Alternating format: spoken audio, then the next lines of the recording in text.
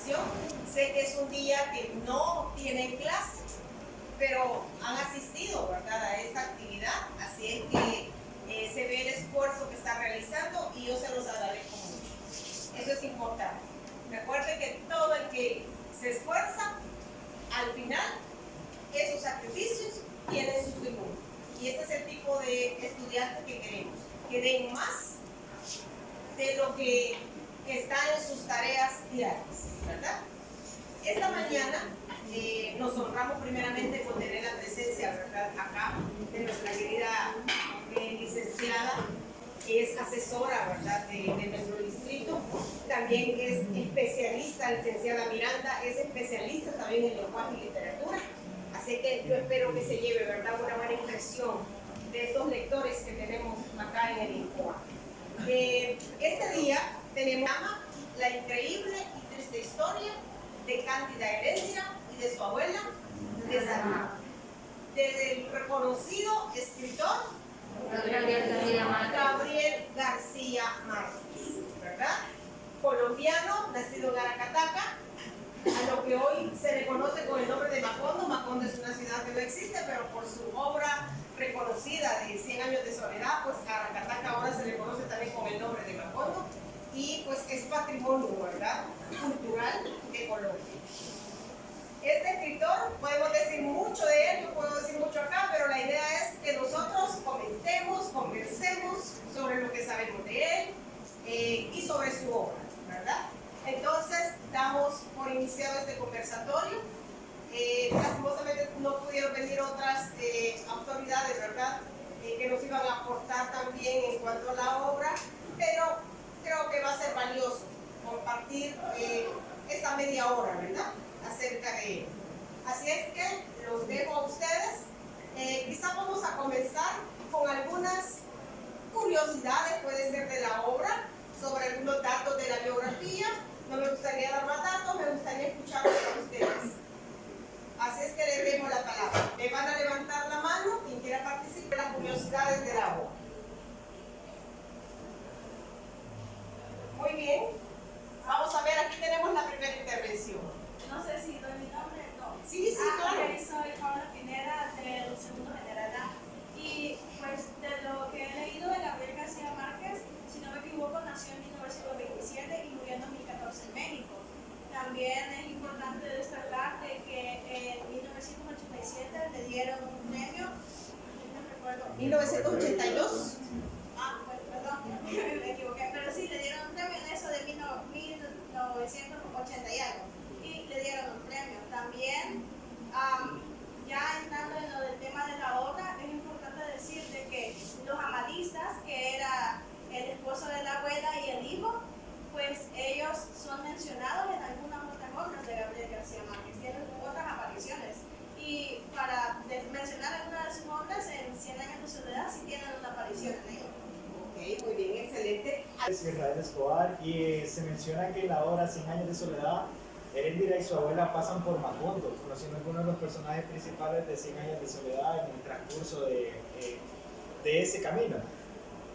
También otro dato a agregar es que la obra, o por así decirlo, la historia, a pesar de ser tan cruda, es catalogada como cuento, en una recopilación de cuentos que Gabriel García Márquez publicó en 1968, que si mal no recuerdo eran 6, a pesar de que la historia sea cruda, es catalogada como un cuento, pero no está recomendada para niños. Correcto. Y Le voy a pedir quizás que para cada intervención se quite un momentito la mascarilla para que podamos escuchar mejor. Mi nombre es Paula Lucía, de segundo general A, y a mí me gustaría hablar un poco sobre de dónde surge todo ese ingenio e imaginación de Gabriel García Márquez.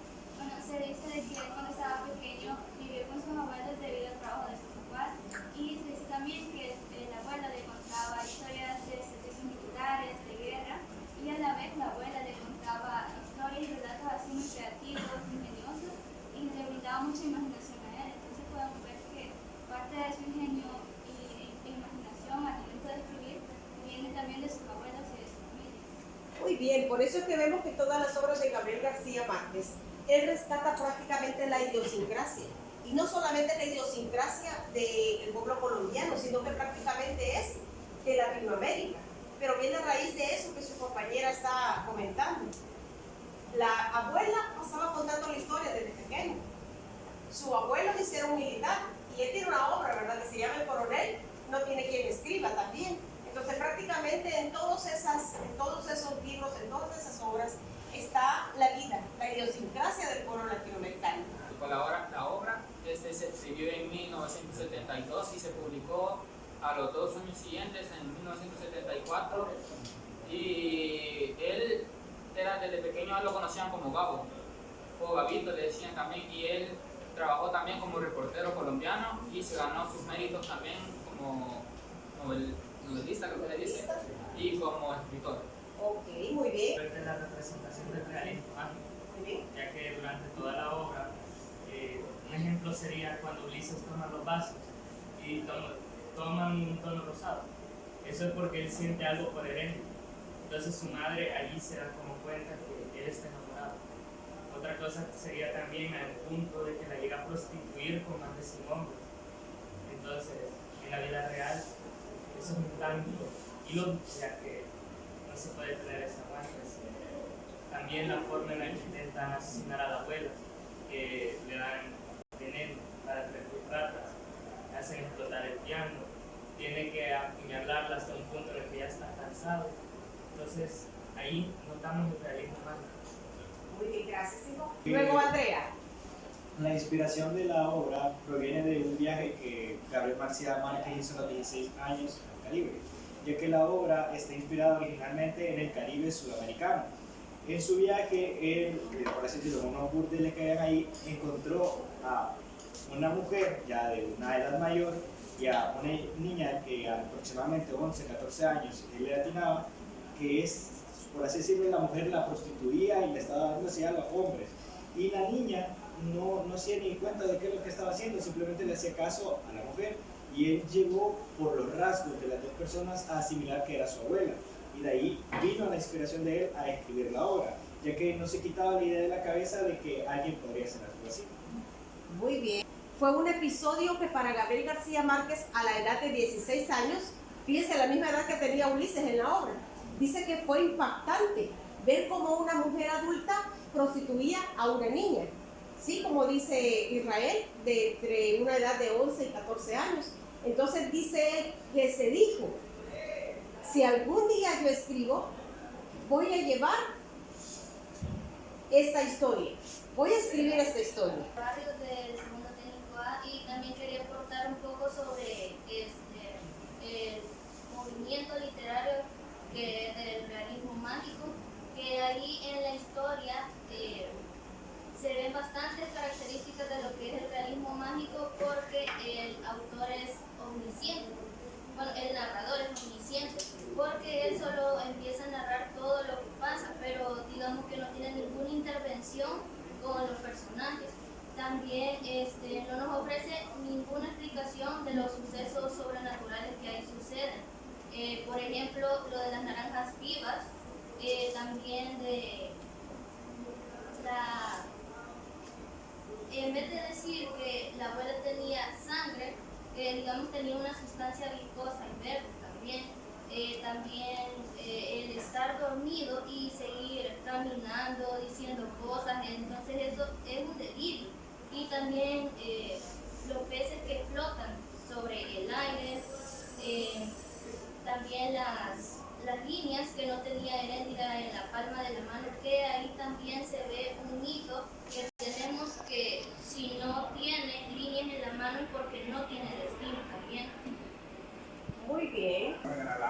Y bueno, realmente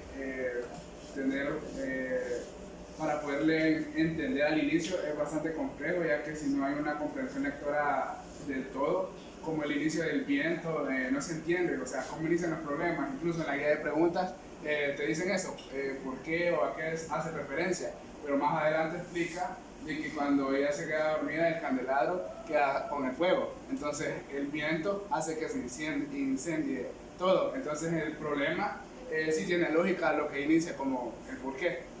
Y luego, Comienza, y luego siguen diferentes situaciones que realmente uno tiene que prestar atención para comprender, ya que como mencionó nuestro compañero, es bastante cruda, realmente impacta bastante por todo lo que narra y de alguna manera algunas situaciones no las narra del todo directo por lo mismo, ¿no? Ya que es un poco cruda y agregarle más escenas más fuertes no tendría un poco de llamar la atención para toda la gente, ya que incluso a algunos de nosotros creo que no les gustó del todo el contenido, pero al otro sí, ya que estamos con diferentes tipos de pensamientos, ¿no? Estaba muy increíble esa historia, ¿verdad? Muy impactante. Compañero, eso es como la vida de uno ahora, viendo hace alusión a los problemas de la vida social, a los impactos que hay en el mundo. Igual el fuego es como las personas que están consumiendo drogas, todas esas cosas, que hacen como referencia que se quema su vida, que destroza todo lo que tiene. Pues el autor estaba dando a entender ahí muchas cosas entre la realidad social y la ciencia ficción, como se dice así. Nos cuenta así para darle más énfasis a lo que es el cuento y llamar más la atención al público. Sus compañeros han hecho alusión. Comparaciones y toda la historia está completamente cargada de todo eso. Por ejemplo, en las primeras escenas donde Erendira estaba bañando a su abuela y dice que ya la tenía tan emperifollada, hace como una comparación a que parecía una muñeca grande, entonces ahí ya está usando el sentido. Muy bien. La abuela trata a Erendira, la trata prácticamente como una sirvienta y nunca deja de decir lo que tiene que hacer. Tienes que lavar la ropa, tienes que planchar, tienes que hacer esto y cada 5 minutos te va diciendo eso. Entonces la niña pasa el día prácticamente solo haciendo limpieza, haciendo oficio y podemos ver que ella está prácticamente explotando porque una cosa sí puede ser colaboración y otra es que ni siquiera la dejaba descansar, incluso ella se iba a dormir y todavía seguía pensando o incluso soñando lo que tenía que hacer para la abuela y para la casa. Muy bien. De que, bueno, la abuela llegó ahí porque fue rescatada por Amadi, por su esposo, que Por era Amadís. un gran contrabandista, o sea, súper famoso. Y se dice de que él la rescató a ella de un prostíbulo y la hizo pues llevándosela así, acuchillada, mató a la gente que la tenía y se la llevó. Y ya no recuerdo bien cómo es que llega ahí a la mansión, pero viven con grandezas, incluso tienen un avestruz.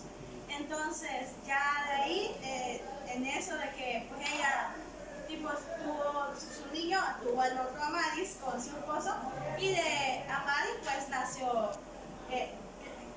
Cándida Heréndida. El punto aquí es de que pues se murieron y fueron enterrados en el patio. Incluso cuando ya se quemó la casa y todo, en un baúl andan cargando los huesos de los Amadis y el avestruz quedó ahí quemadito. Quiero ver, también se podría decir de que hay una escena en que Erendira anda como caminando dormida y anda con la olla y eso se le cae y como que mancha la alfombra como de sopa o algo así. La abuela solo dice, no te preocupes, después lo vas a limpiar, te dice, después lo vas a lavar. Entonces tiene que hacer todo el oficio que ya se lo había comatizado, darle de comer al avestruz, hacer no sé qué con los huesos, le decía también con las tumbas, planchar la ropa, lavar, hacer el almuerzo, hacer todo y de paso, y también lavando alfombra. Muy bien. Siga. El cuento se nos da a entender que Erendira tenía un poquito tipo más de fuerte. hechizo que hacía que ella le contestara siempre a la abuela, sí abuela, a todo lo que ella le pidiera. Y también se da a notar eso cuando Erendira decide abandonar el convento y irse con la abuela. Muy bien. La describen como alguien gorda, fea, que era incapaz de movilizarse, que siempre necesitaba que el apoyo sea de Erendira para poder pararse y que era imponente. Pero la describen como un monstruo por su misma personalidad, por ser tan desalmada, por ser tan fría y cruel con su nieta. Entonces la personifican como alguien imponente, cruel y monstruoso, tanto físicamente como en su personalidad. También podemos notar como el trasfondo de la abuela, que todo lo que ella vivió durante su infancia, durante su niñez, su adolescencia, que ella también fue una prostituta en su tiempo, y de eso fue como mencionada por mi compañera, su esposo la rescató de ahí. Quizás ahí podemos notar como todo ese trasfondo de la abuela, de donde viene toda su crueldad y todo lo que le hace sufrir luego a Erendira, haciendo como un tipo de venganza de todo lo que ella tuvo que vivir en su niñez y todo lo que ella pasó para ahora poder estar hasta donde está y tener esa cruel personalidad y hacerle pasar todo eso a su nieta. Menciona que el viento de la desgracia vino cuando una noche que vivían se decía que había un señor el cual como que le pagaba bastante bien a las niñas que eran vírgenes y realmente él no quería pagar lo que siempre pagaba por Heréndida porque la describía como una niña todavía y como que no tenía mucho desarrollo y se menciona la obra. Sin embargo, la abuela consigue que pague una buena cantidad, quizás no la suficiente, pero sí logra eso. Y así, o sea, la va prostituyendo en diferentes lugares. Por ejemplo, tienen que hacer un viaje y como no tienen el dinero para pagar, le dicen al señor del transporte que la ofrece a ella. Entonces, ella tiene que tener relaciones sexuales con él para que la lleve a su destino. Y cabe mencionar que a Heréndida le gusta el señor con el que tiene relaciones sexuales, igual a él le gusta a ella.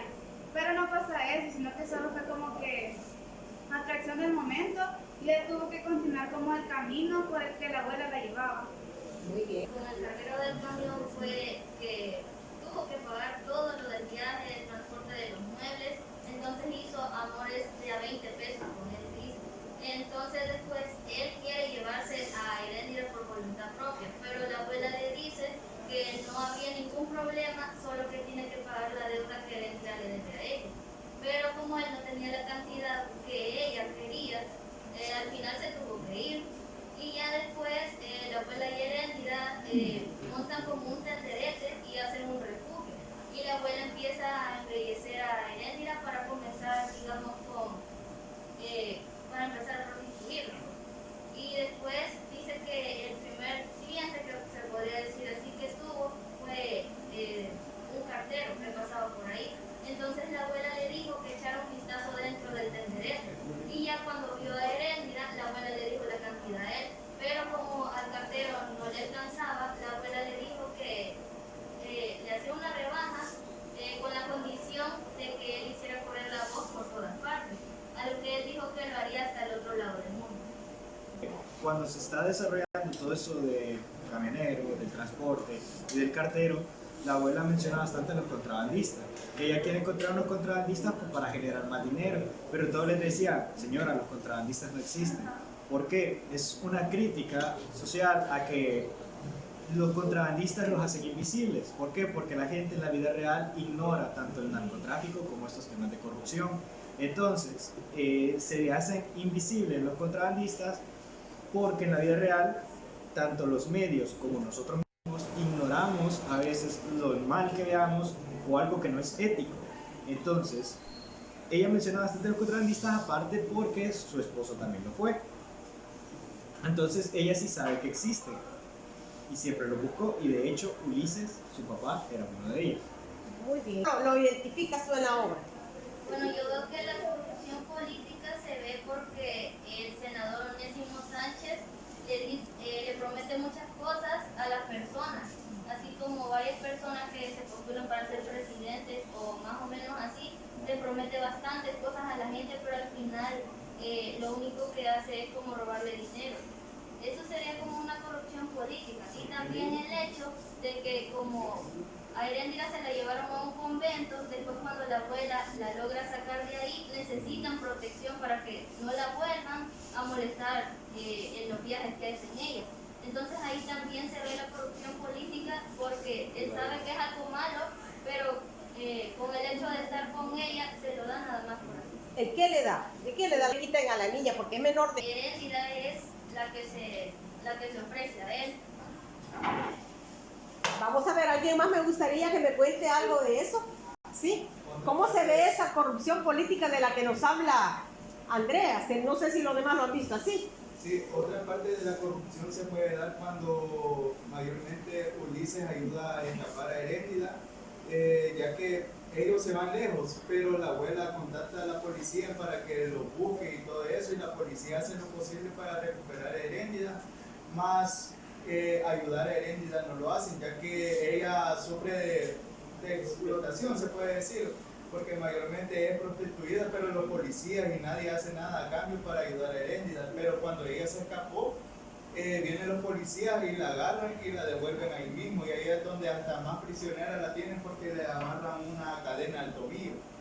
Y Muy bien. Para tomar un poco de eso de la corrupción, está el primer pueblo al que llegaron, pues el primero fue como el cartero, y después él corrió la voz, y después había como fila de soldados, o sea, casi todos los soldados del cuartel se pueden decir que estaban haciendo fila para estar con Heréndida, y pues son la autoridad del pueblo, y cómo podían estar así con una niña siendo menor de edad, y que es explotación sexual, o sea, y aún tengo que mencionar de que cuando Heréndida ya está demasiado cansada y de que le va a decir a la abuela que se siente que se va a morir, abuela, me voy a morir, le dice, porque la niña está ya agotada. Todavía faltaban 10 soldados más todavía. Y incluso creo que la abuela le menciona a uno de ellos de que pues salvar a tu pueblo o algo así, pero le menciona de que como que lo mismo que está haciendo con Heréndida, o sea, la misma voluntad que tiene de estar con Heréndida tiene que tener él para salvar a su pueblo o algo así, para como defender a la nación. Ahí encontramos nuevamente, ¿verdad? Una contradicción. Muy bien. Primero acá y después allá. Y no sé quién me levantó la mano. Ah, tú. Y después allá, después allá. Sí. Siempre retomando la corrupción, la podemos evidenciar no de forma tan fuerte al momento que ella va a hablar con el alcalde, cuando los monaguillos le arrebatan a Heréndida. Entonces el alcalde le dice que tiene que buscar a alguien de mucho peso, o sea, mucho peso en la sociedad, no solo en la parte política, sino que en parte económico y todo, para que él extienda la orden y que se la arrebaten a la iglesia. Entonces, como lo evidenciamos de una manera tan grande, también de una manera baja la corrupción. Muy bien. Acá. Tú me levantaste la mano, ¿verdad? Sí. Lo que entiendo es de que cuando empieza a prostituirse, la abuela le dice a los confiadamente que el dinero no es suficiente para lo que ella, los daños que le causó cuando se incendió la casa y la dejó hecha cenizas. También está a un punto de que ella llega a temblar porque ya no aguanta, y lo que le dice es que no tiene fiebre, sino que solamente se bañen con una agua de sal. También y después les dice de que a los militares que pasan, porque eran como presos que pasaban, de que regresaran al siguiente día, y que uno de ellos iba a ser el primero en pasar. Muy bien. Ana. Subían las escaleras para bajar, y entonces ahí podemos ver que bajaban un montón de personas, pero afuera en ese momento estaba la abuela esperando que Heréndida se escapara, pero Heréndida prefería chorear las escaleras, que era un trabajo muy cansado, al estar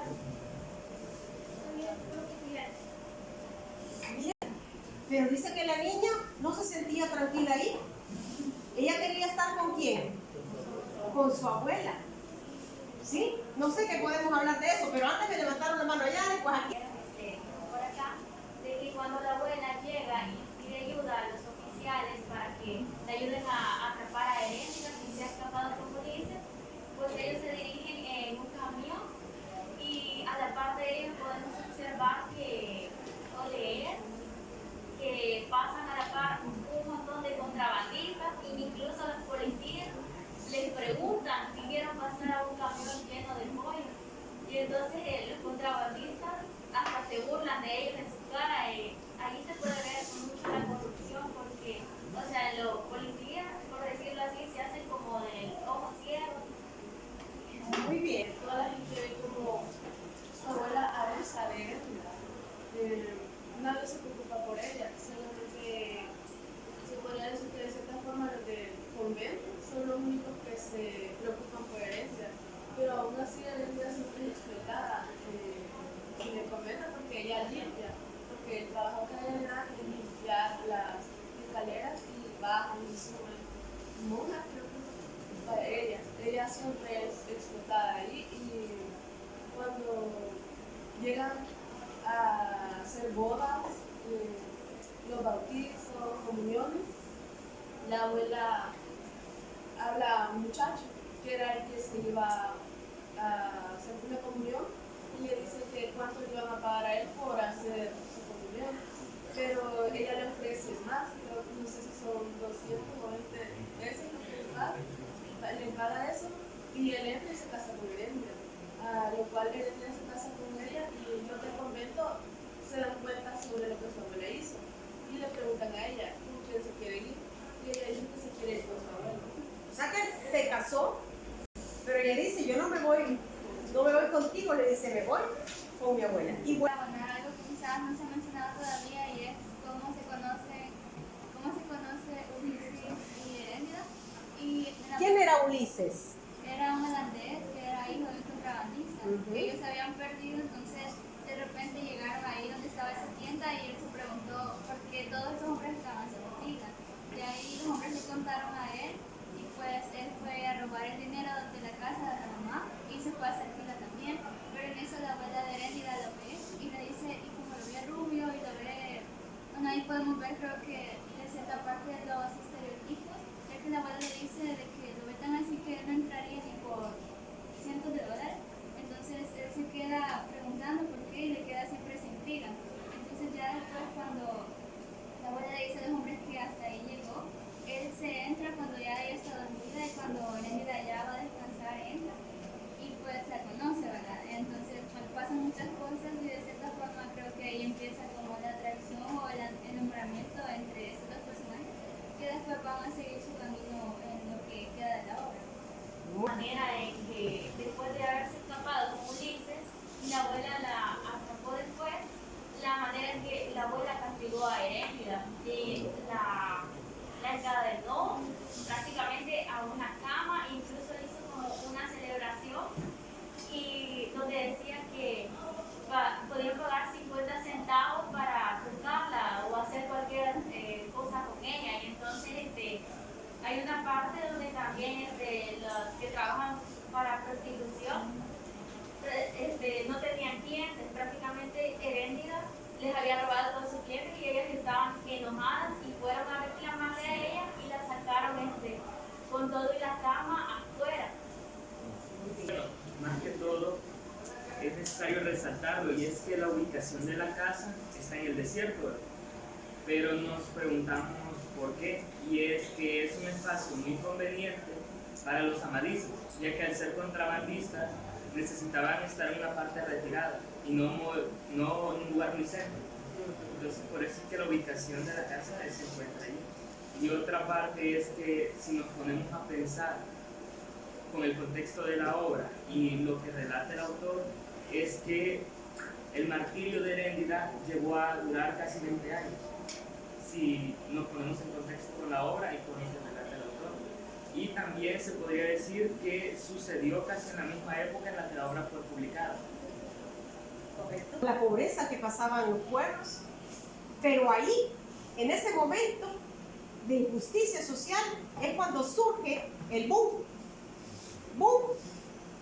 Fue una explosión. Aquí hubo algo. ¿Y qué fue lo que hubo?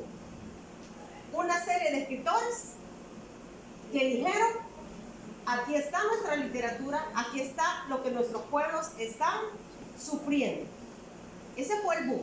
Entre la década de los 60 y los 70, un grupo como Julio Cortázar, Gabriel García Márquez, que fue como el que lideró, Mario Vargas Llosa también. Entonces ellos dijeron, no solamente es injusticia, no solamente son guerras, no solamente es dictadura, no solamente es todos los problemas que ustedes han estado mencionando. También hay una buena literatura, ¿verdad? Excelentes obras que prácticamente le dieron la vuelta al mundo, relacionado con el comentario que está haciendo Roger, ¿verdad? No sé, espérenme, antes por aquí me levantaron la mano de los que no me han participado. Te han dicho antes de los problemas sociales, ¿no? Como dijo Pineda, lo de los militares era bastante lastimoso porque eran como que los que están representando, juzgando, son la ley, por decirlo así, pero vemos eso que también en la actualidad sucede, o sea, porque son policías o militares, mayormente se agarran de ese cargo que se maneja para incluso el trato que le dan a la gente. Entonces, prácticamente sí resalta bastante los problemas sociales que se vivían en aquel entonces, incluso que iniciaban y que hoy en día están normalmente vistos como algo común, que no se le dice un alto o un hasta aquí, sino que lo dejan seguir porque piensan que como es la ley o como son la gente de alto nivel, por decirlo así, no tienen por qué pagar algo. Entonces tienen que también tener un nivel con toda la sociedad, pues, porque nadie es más que nadie de cierta manera, aún teniendo el mejor cargo o incluso dinero, tienen que respetar siempre. También sería bueno resaltar el punto de Ulises y Heréndira, cuando se conocen. Él, desde que iba llegando al pueblo, o sea, había como hasta venta de comida afuera del tenderete de Heréndira, y había un fotógrafo y la gran cola y un montón de gente. Entonces, el papá de Ulises dice, ¿y qué hay ahí o qué? Y él le dice, es que es una muchacha que no sé qué, porque él ya había escuchado de este pueblo anteriores, porque ya estaba la bulla de que Heréndira estaba ahí, como que era circo. Entonces, ya de ahí él le roba el dinero al papá y va a hacer como la cola. Y la señora, la abuela de Heréndira, desde que lo ve, le dice de que él no, que ni piensa hacer fila, de que él no va a pasar, porque siento que lo describe de alguna forma como escuálido, al igual que Heréndira. Ella la describe de escuálida y débil. Entonces, Ulises igual, incluso le dice, ¿y las alas dónde las dejaste? Porque lo mira súper inocente. Y él le dice, no sé si le responde de que él no tiene, pero que su abuelo tenía. Incluso hay un momento en que mencionan de que su abuelo conoció a un hombre que caminaba sobre el agua. Entonces ahí se evidencia más lo que ellos son ángeles. Pero cuando la abuela de Heréndira le dice, ¿y las alas dónde las dejaste? Él le dice eso, de que él no tiene. Pero en realidad él no lo toma porque ella se lo dice como te ves tan inocente y qué venís a hacer aquí. Pero en realidad él sí lo toma con naturalidad por lo que ellos son en realidad. Muy bien. A mi interpretación, el desierto significa como soledad, y la soledad es un simbolismo de la desgracia. Al ser un espacio tan amplio, pero ella está atrapada con su abuela, da ese sentimiento de que ella está como decirlo así, castigada y condenada. Al final de la obra, ella se libera de su viento. Cuéntanos de eso, vamos a ver. Porque el viento comenzó la desgracia, pero ella corre en contra del viento. O sea, se está desapartando de su desgracia, siendo más libre en ese amplio desierto. Muy bien. Simbolizado como la soledad. Como la soledad y la esclavitud de Cándida. Me gustaría que estamos dando ya cierre, ¿verdad? Porque ya llevamos más del tiempo. Quizá unos 10 minutitos más. Retomando lo que es el final de la obra, el final de la obra tiene una conexión con el inicio. Y es que en el final de la obra se nos explica que Heréndira decide huir incluso de Ulises. Entonces, el porqué de esto, al inicio de la obra se nos cuenta algo curioso, que justamente en el inicio es que la abuela había sido rescatada de un prostíbulo por su esposo. El esposo era un contrabandista y que asesinó, por así decirlo, al proxeneta que pues, tenía el poder sobre la abuela. ¿Qué es el dato curioso aquí? Que esto era como un ciclo que se estaba repitiendo, ya que tanto el contrabandista que era el esposo de la abuela, Ulises también lo era. Los dos los describían como alguien, así decirlo, de poder. Entonces, ¿qué era lo que pasaba si Heréndira se quedaba con Ulises? Todo se iba a repetir. Por eso también la referencia del hechizo, de que el hechizo de Heréndira se iba a romper cuando la abuela muriera. ¿Por qué?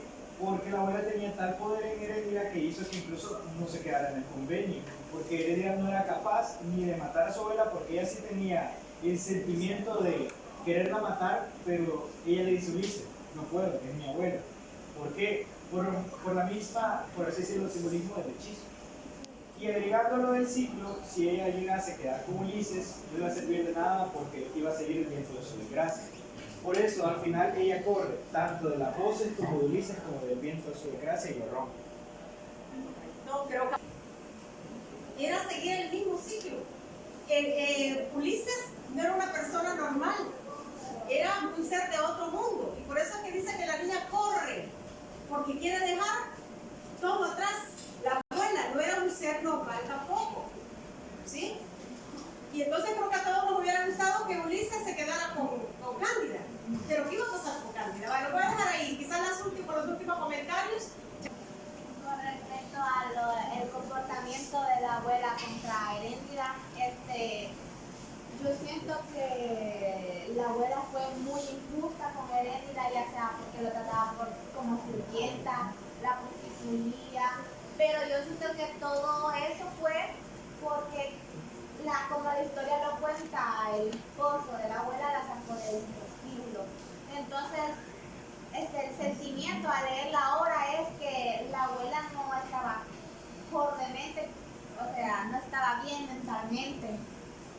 Entonces yo siento que todo eso no fue con culpabilidad que ella lo quería hacer, sino que ya su mente ya estaba destinada, su forma de haber vivido antes ya estaba destinada a tratar hacia Heréndida.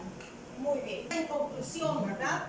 Lastimosamente no pudimos hablar quizás de toda la obra, pero ya, ¿qué nos queda a nosotros? O sea, ¿qué conclusión podemos dar acerca del autor de esta obra? Quizás nos vamos a quedar de ahí, quizás con unas 5 participaciones. Vamos a ver. De acuerdo a las cosas que pasan en el mundo, saber todos los problemas que han pasado, saber que hay personas que están pasando por momentos difíciles, ya que un familiar los está prostituyendo o han sido raptados, como en la novela sale también que fue raptada, y han sido personas que son maltratadas, incluso ancianos, la propia familia no lo quiere. Yo siento que Gabriel nos quiso dar un poco de enseñanza sobre eso. Muy bien. Vamos a ver. Oye, hoy todos me quieren participar. Miren, voy que ya. Vamos a ver allá. ¿Qué dice? Aquí es donde se puede ver más que toda la explotación juvenil, aquí es donde se puede ver más que toda la explotación juvenil, ya que como dijo la muchacha de rojo, Heréndida fue explotada cuando estaba al inicio con la abuela, cuando fue prostituida por la abuela, cuando estaba en el convento, y más que todo la explotación juvenil se da en la prostitución que le dio su abuela Heréndida. Y le hizo aguantarle tanto a la abuela, fue de que la abuela le hacía ver de que le debía mucho dinero por lo que le había pasado, y creo que hasta le decía que le debía 200 años de trabajo y de todo lo que tenía que hacer ella. Entonces quizás Heréndida le soportó a la abuela todo eso porque quizás era la única persona que tenía, y también el hecho de que le estuviera diciendo de que me debes tantos años y tenés que hacer todo lo que yo te digo. Quizás nos tiene impresionados cómo la trataba, cómo pudo prepararle todo eso. Voy a tocar bastantes temas que se dan en Latinoamérica, pero son temas de que la gente trata de ocultar porque son demasiado graves y ellos no le quieren dar la debida importancia para no hacer quedar más mal a Latinoamérica de lo que ya está. Entonces ellos siempre tratan de dar a relucir y de enseñar la importancia de sus problemas y lo importante que es darlos a conocer para poder pararlos. Asimismo, como decían, la manipulación que hacía la abuela con Cándida Heréndida, la corrupción, asimismo la prostitución, se daban demasiadas cosas, y me parece súper chévere de que Gabriel García Márquez de a reducir estos temas en sus obras. Muy bien. Aportando con lo que dijo mi compañera, es increíble cómo el autor trató de relatar todo lo que pasa en Latinoamérica y todos estos problemas sociales que quizás las personas sí notan que están ahí, pero por el miedo o quizás porque ya lo ven algo normal, no hacen nada por ayudar a las personas. Y las víctimas, ya que están con el mismo miedo o que ven a la persona autoritaria, tampoco hablan por tratar de alejarse de ellos o para un bien de ellos mismos. De la obra, y habiéndola leído toda, podemos apreciar que hay múltiples críticas sociales. Una es hacia la prostitución infantil, la otra es hacia la corrupción política, tanto en parte en la que hay también en la iglesia, como nos trata de mencionar en una parte. y cómo hay personas que se dejan dominar por sentimientos, así como la abuela, ese sentimiento de culpabilidad que tiene y ese sentimiento de crueldad con lo que se trata de, como decirlo así, de desquitar con Heréndida.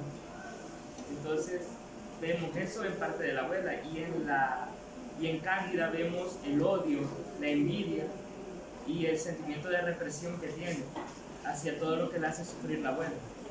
Entonces vamos a que la obra no solo nos trata de describir problemáticas sociales, sino que también problemáticas que tiene la gente en sí, en sus sentimientos. En esta sociedad, porque por ahí dijeron que hay algunas cosas que todavía se están dando, ¿verdad? No sé qué piensan todos. Pero ¿será que nosotros podemos ser parte de ese cambio? Porque ya he mencionado algo bien importante algunos, que no nos gusta romper paradigmas, que queremos seguir como estamos, y aunque estemos viendo el problema, mejor nos hacemos, como dicen, el de lobo pacho, ¿sí? Entonces, ¿qué podemos hacer nosotros? Imagínense Heréndida, todo decía, sí, abuela, independientemente de lo que le dijera. Nada más eso decía, no decía más. Nunca se ve ahí un diálogo con Heréndida, con la abuela, o ustedes encontraron por ahí alguna conversación. Lo único que decía era, sí, abuela. ¿Por qué decía siempre sí? Habría que ver esa condición que tenía Cándida. A veces nosotros a todo decimos que sí. ¿Y estará correcto o no estará correcto? Bueno, yo siento que eso al respecto es algo que pasa acá presentemente. O sea, a los tiempos de antes, ahora creo que la mayoría de jóvenes no le hacen caso a sus padres. En cambio, en ese tiempo, en aquellos tiempos, lo que el padre decía o la madre era lo que hacía el joven. Entonces, la obra está basada en tiempos antiguos. Entonces, yo siento que tiene que ver un poco de referencia con eso. Pero ahí, ¿verdad? O sea, no es que vamos a decir que no a nuestro padre en este caso, ¿verdad? Si no me refiero a la condición de Heréndida. ¿Sí? Vamos a ver, ya unas 3 participaciones y luego sí terminamos. Yo creo que también es importante recalcar que muchas veces nosotros queremos ver cambio en la sociedad, pero no estamos haciendo nada para eso. Y creo que lo principal, que porque eso lo queremos empezar principalmente cambiar nuestra mentalidad, no ser ignorantes de lo que está pasando, porque muchas veces nosotros vemos lo que está pasando y simplemente ignoramos los hechos. Creo que es importante el hablar de la realidad que está pasando y tratar de denunciar ese tipo de problemas sociales. O muchas veces nosotros causamos problemas sociales, ofendiendo a las demás personas, no brindando nuestro apoyo. Y siento que es importante empezar con nosotros mismos. Y se podría hacer denunciando aquellas cosas que nosotros sabemos que están pasando mal y simplemente las ignoramos. Y también ofreciendo nuestro apoyo a las demás personas en cuanto a las cosas que nosotros podamos. Muy bien, aquí la compañera mencionó, pues para mí la actitud que tomó Heréndida fue porque se sentía culpable por haber quemado la casa de su abuela y se sentía como en deuda, y por eso había adaptado esa actitud sumisa para decirle sí a todo lo que su abuela decía. Pero también tendría que ver lo menor de edad que era Heréndida, ya que para mí que ella tenía miedo porque no conocía muy bien del mundo a su alrededor, porque toda la vida había pasado con su abuela, y entonces a pesar de que le desagradaba algunas cosas que la abuela le obligaba a hacer, ella no decía nada ni protestaba porque quería pagar la deuda que tenía con su abuela, y por eso se guardaba todo ese odio en su interior y a su abuela le mostraba esa actitud. O hizo caso es que, ¿por qué en la obra los personajes mayormente son militares? ¿Por qué no son personas comunes, trabajadores, sino que la mayoría que se presentan son militares? Porque en el contexto histórico de la obra, en el mundo se estaban viendo guerrillas. Entonces, tanto en Colombia como en los países latinoamericanos, en ese momento estaban viendo muchas guerrillas en esos países. Entonces los militares tenían bastante intervención en esto. Pero hay algo, hay una metáfora en toda la obra. Que la abuela, si lo vemos desde un lado político, hace referencia a los países desarrollados, a las potencias mundiales, y Heréndira hace referencia a los países tercermundistas. Y los países desarrollados tienen poderío entre los países tercermundistas. ¿Por qué? Porque los países tercermundistas dependen mucho de ellos y por eso le dice sí a todo. ¿Por qué? Porque, vaya, Heréndira necesita de su abuela. Entonces los países tercermundistas necesitan de los países desarrollados. Muy buena conclusión, ¿verdad? Muy bien, jóvenes. Yo sé que podemos... Muy bonita, y el cierre que le diste es súper maravilloso. Y eso se alcanza cuando lees y lees y lees. Porque los chicos no pueden leer, se quedan también como estresados o ya van a empezar a llorar lo que le pasó a la chica, ¿verdad? La situación es que cada obra que nos dan nuestros escritores es un movimiento literario. Y como decía al principio los maestros, estamos hablando de los años 70. En los años 70 era una esclavitud de una manera u otra. Así que estamos viendo ese movimiento. Y si lo reflejan, como lo terminó de decir el estudiante, es que no solo es la abuela ni solo es la nieta, sino que él ya lo comparó con los países grandes y los países pequeños, que solo decimos sí a todo. Pues la nieta decía sí a todo, pues ¿qué mundo le tocaba? ¿Quién le salvaba? El gobernador hasta llegó a estar con la pobre chica, pero la resolución de lo que ha sido, yo te doy una casa y deja de sufrir la chica. Pero hubo ese poder. No, todo solo para ellos, para ellos, para ellos. Cualquiera te puede criticar, pero no hace nada. Hoy está pasando en Rusia y con Ucrania. ¿Alguien hace eso por algo? Estamos viendo que se muere la gente, que se muere la gente y nosotros, muy bien, gracias, ¿verdad? Aquí solo encomendándonos a Dios a que pase. Y ya va a venir un escritor para dejar una obra más o menos al estilo para que quede la historia. Porque cuando ustedes vean los movimientos y se remonten a los años 70, todos hacían lo mismo. Todos hacían lo mismo. Que no había prostitución, pero había esclavitud. ¿Sí?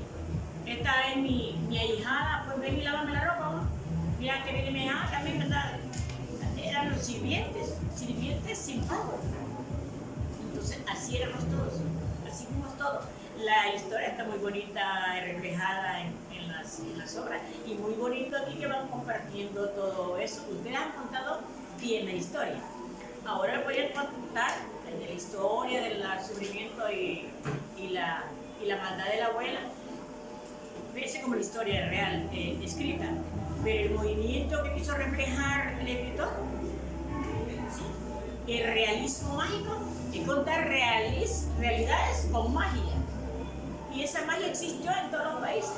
Fuimos supersticiosos, aquí creímos en la Cibanaba y el Ciquitillo, por allá creían en otras cosas.